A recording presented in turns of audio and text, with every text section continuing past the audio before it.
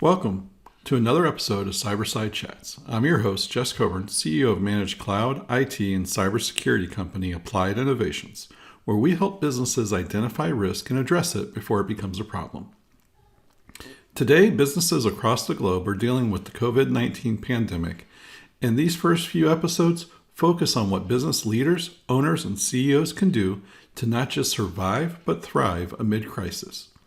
In this episode of Cyberside Chat, I sit down with Jamie Delsing, Managing Partner of Consultis IT, and we discuss the importance of culture in business and how to continue to build your culture when going remote, as well as how the staffing industry is preparing for recovery. So sit back, relax, and let's chat.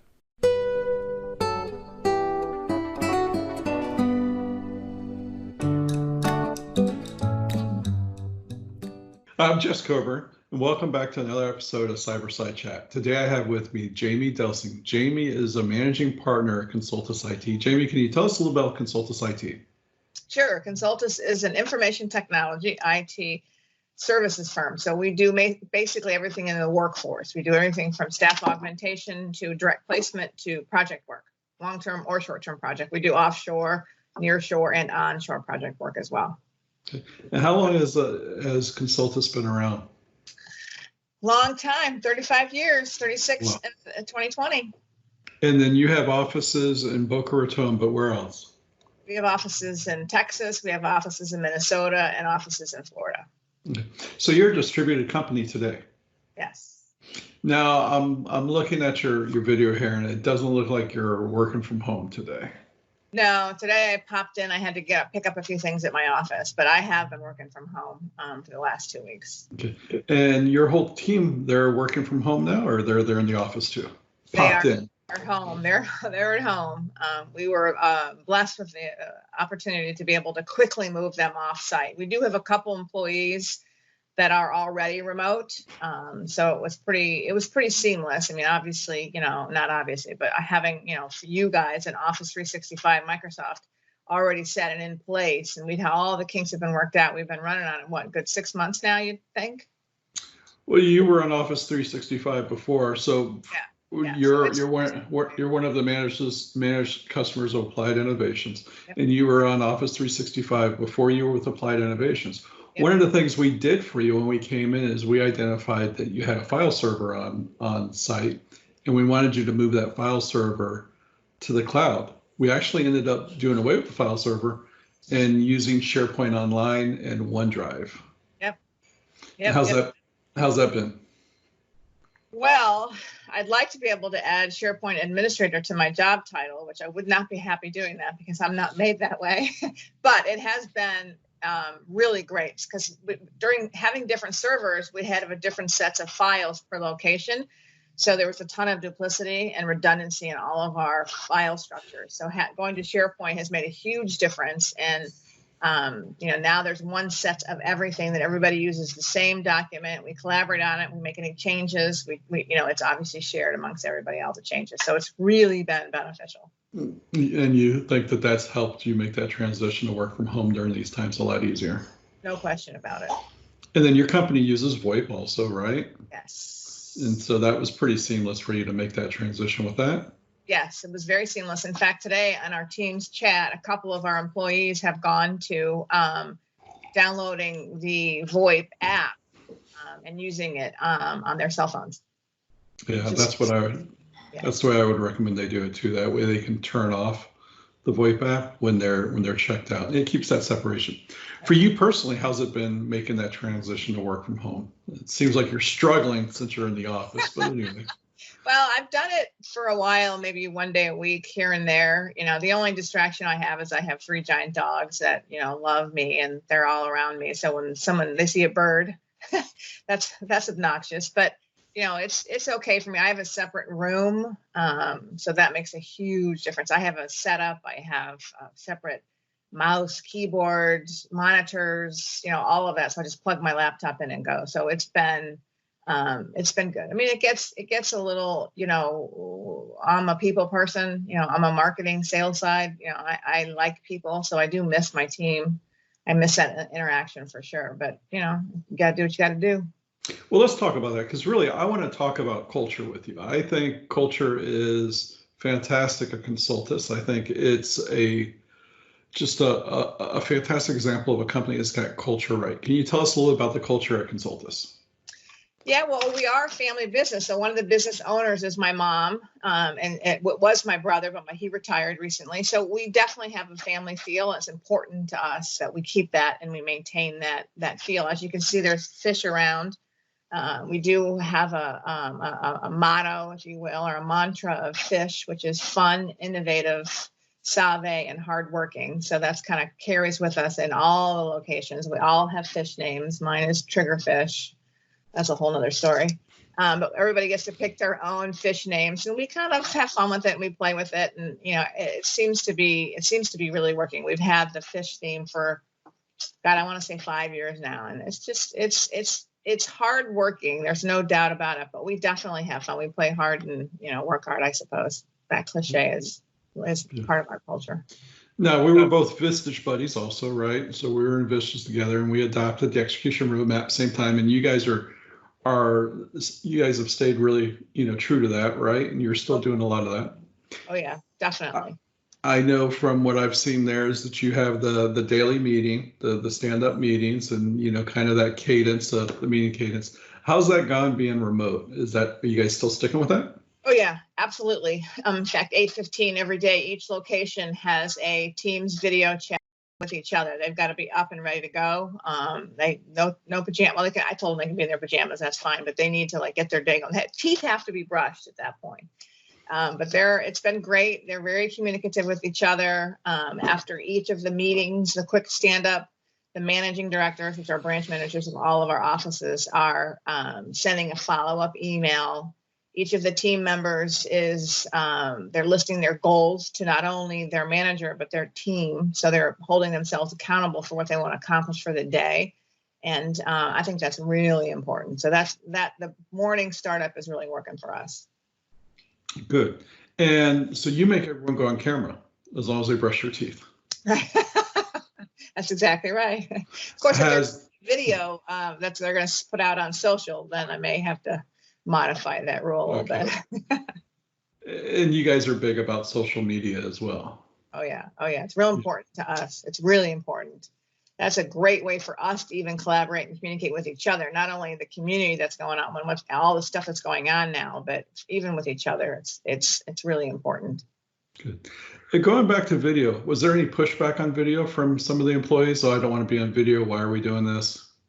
No, not really. I had a couple people, but if you go to our YouTube channel, you'll see all of their Meet Me videos. We do a quick intro Meet Me when I hire somebody to bring them on board. It kind of gives anyone that listens to it or watches it some insight as to who that person is, not only professionally, but personally. So those are great, but we've got testimonial videos. We've got job pitch videos. They're getting more comfortable. It wasn't as easy as I thought it would be, but everybody is more comfortable with it now.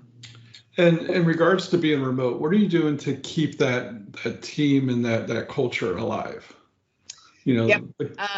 We've done a couple things. What I've done every day at 5:30, I send an email out and I kind of recap the day. I get into our database. I get into the notes and activities and goals and the metrics of all of our employees. And I kind of call everybody out on them. I put them in this email. It's an easy report that comes out and I just snip it and paste it into an email. I put some humor in there. I put some fun memes. I don't call out negative as much as I call out positive.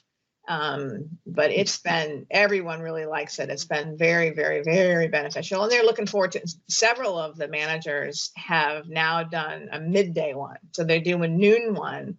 So the team can see where their numbers are for the day. So it's a report that only the managers can pull up. So that's been very beneficial. We've also just incorporated, which I know everyone's doing, is the Zoom happy hour. So we did one yesterday, which, we do a screenshot and I toss a screenshot into the daily email. But, if anybody else wants to talk, I'm always available. They know that we're maintaining our weekly one-on-ones. Each team member has with their managers. I'm maintaining my weekly one-on-ones with my branch managers.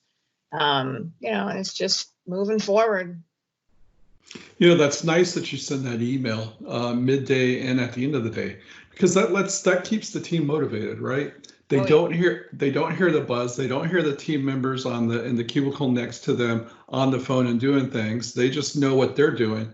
And in their world, when they're in their little cave at home, they just know that they're busy. As far as they know, everyone else can be sitting on the sofa. So by you sharing those metrics, they know firsthand how they're performing compared to the other employees.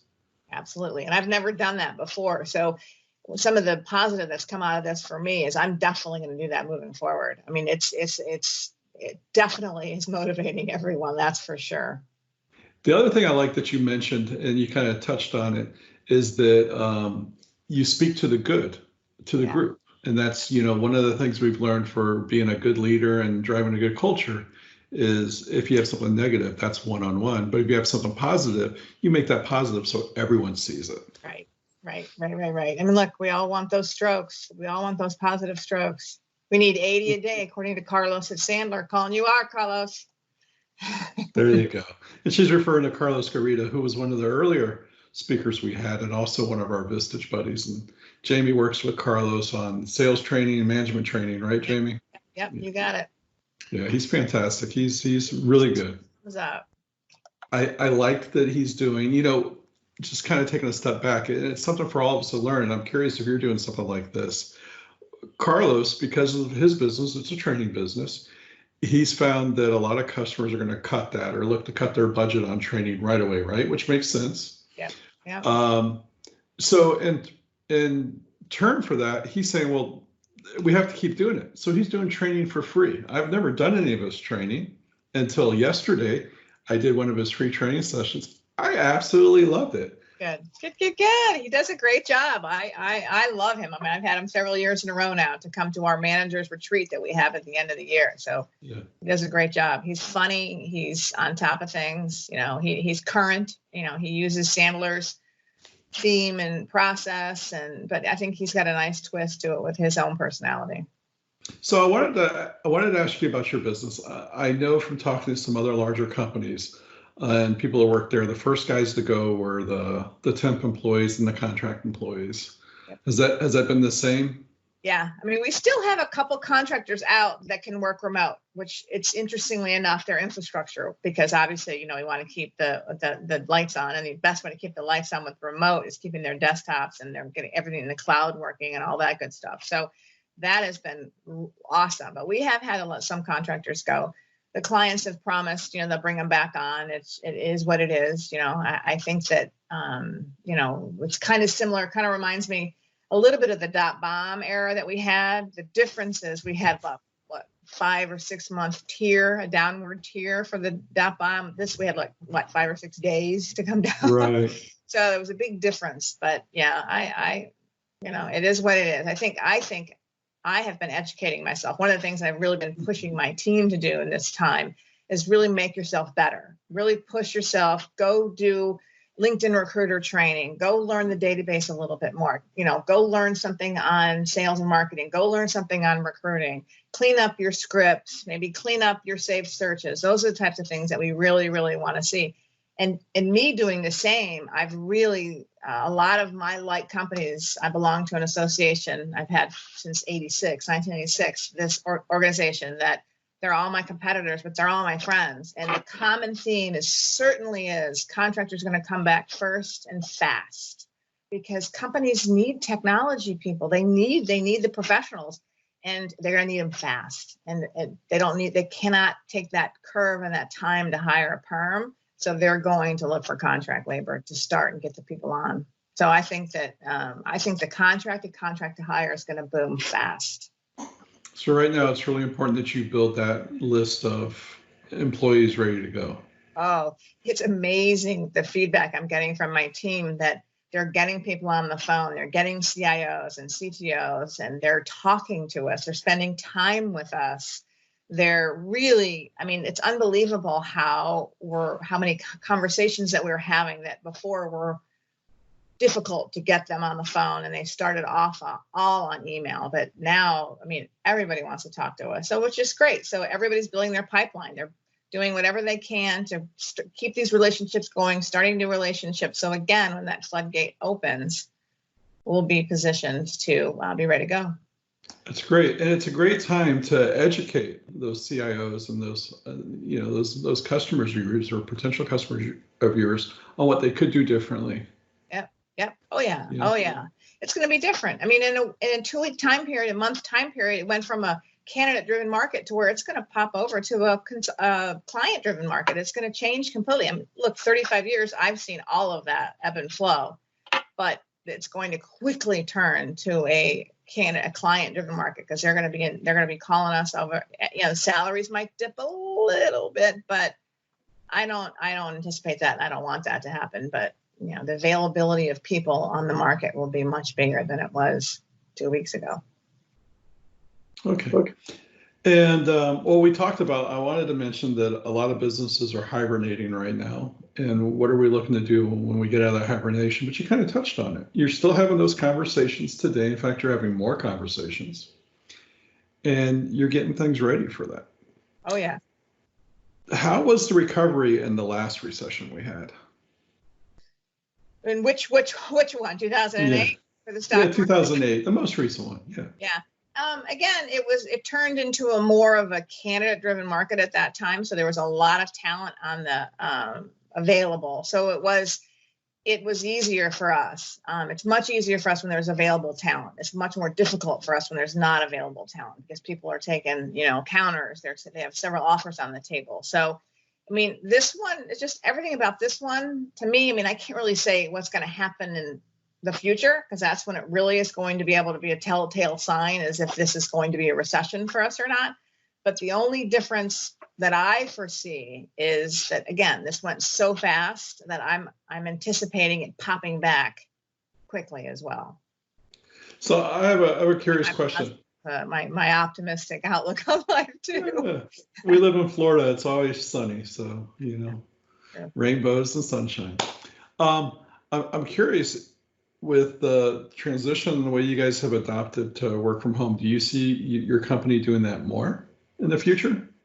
Interestingly, you asked that question because when I sent my email out to the managers telling them, look, this is, you guys have really got to stay on top of your team, keep them focused, keep them from being distracted. Because again, this one's also with kids at home if they have them.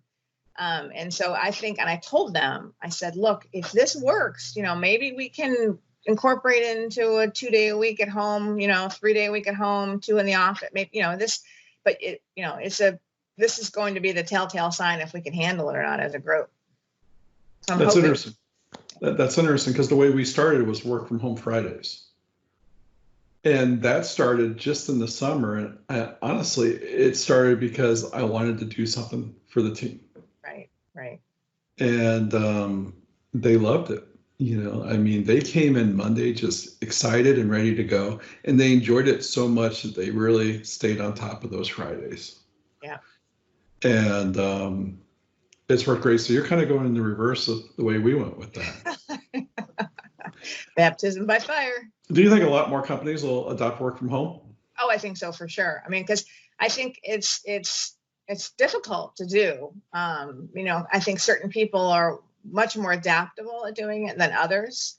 I think their environment has something to do with it, whether they can adapt or not adapt. And I think it's going to be very eye-opening for CEOs and CFOs and CIOs of, who is capable of working from home. And if you are, think about your overhead. I feel sorry for the leasing and, commercial real estate, but, think about the savings you'll make if you don't have big office space for people to sit in.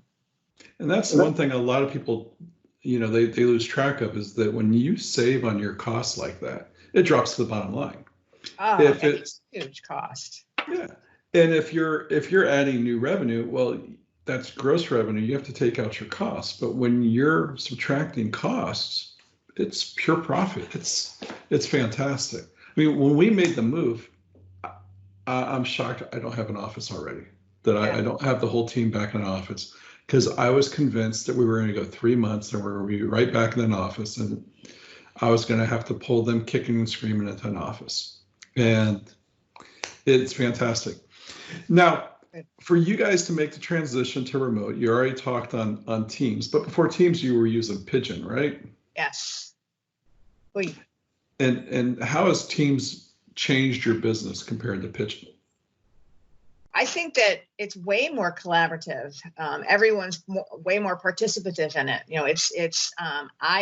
Pigeon, you couldn't do groups. So I've got groups. So I've got each office is in a group. I have my managers in a group. I have my recruiters in a group, and I have my salespeople in a group. So if it's something that we really want to target, the message that we want to target, then that's how we do it. So it's been fantastic, and it keeps a log, which I think it's great because we send documents back and forth through it, which you couldn't do. It was difficult with Pigeon. And so it's really, we can keep that thread and that log going. And that's very beneficial because we've actually referred back to that a couple times. Do you find the team uses email less now that they have Teams? That's a good question, Jess. I don't notice anything drastic. I really don't. I mean, I think email is still their primary form of communication. But I definitely, I shouldn't say that. I don't see anything drastic, but I see a slight change. Yeah, I think it takes a little time to make that transition. But I've noticed with my team, we were on Pigeon. Geez, I don't know, 10 years ago probably. Welcome to the party, Jamie. But we had moved to. We moved to Skype. We moved to Skype for Business, and then we moved to Teams when Teams came out. And I've noticed that we don't send the broad team email as much as we were before. Right. If it's something very important, we'll send an email and we'll send it in Teams. But I find that we're relying a lot more on Teams. Yeah, that's nice. And how about the team when they have to step away? Are they taking time to mention that in Teams and use those notifications? What do you mean when they step away? They got to go walk the dog or go on lunch. Well, I mean, their notifications show up in their, in the bottom of the screen. There's a, red meaning, nothing's there, and green with a check mark if there's something there. And I think this whole remote work from home has really changed their mindset, and they're focusing more on looking for that dot that's got the check mark that they have a notification, because they know that's how we're communicating most of the time. So it's creating a pattern in their mind that they're going to go check their team first before they get started on their emails or their phone calls. And in regards to outbound sales, having conversations, lead generation, that type of stuff, how has that changed during the last 2 weeks? Well, we're getting a lot of, we're not hiring right now. We're not hiring right now. We're waiting to see what happens. That's unfortunately the theme is, it's every company in the world. I hate to say that, but in any company in the world. But our position that we're approaching with is, we're not looking for business right now. We're looking for a relationship. We're looking to learn about your technology, your platforms, your stack. What's your team like? What's your culture like? We just want to learn about you and your organization. So again, when the time comes, we're that much faster to finding you the perfect person. Good. And you guys, and we had talked about social media a little bit. Can you explain to me kind of some of the ways that Consultis leverages social media? Again, some of the basics are we put jobs, we have job availability. We put them on Twitter, we put them on LinkedIn, we put them on Facebook. I really push my employees, their birthdays, their anniversaries.